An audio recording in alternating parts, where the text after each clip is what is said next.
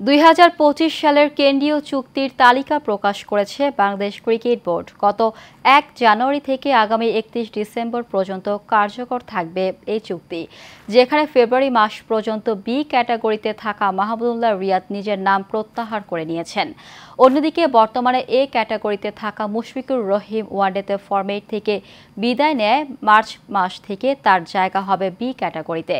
তালিকায় এ প্লাস ক্যাটাগরির একমাত্র ক্রিকেটার তাসকিন আহমেদ, তিনি পাবেন সর্বোচ্চ ১০ লক্ষ টাকা বেতন।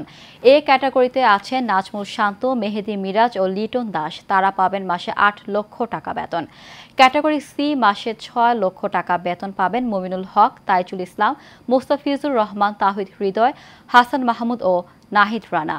সি ক্যাটাগরিতে রাখা হয়েছে সাদমান সৌম্য, জাকের আলী, তানজিদ, রিশাদ, তানজিম ও শেখ মেহেদীকে।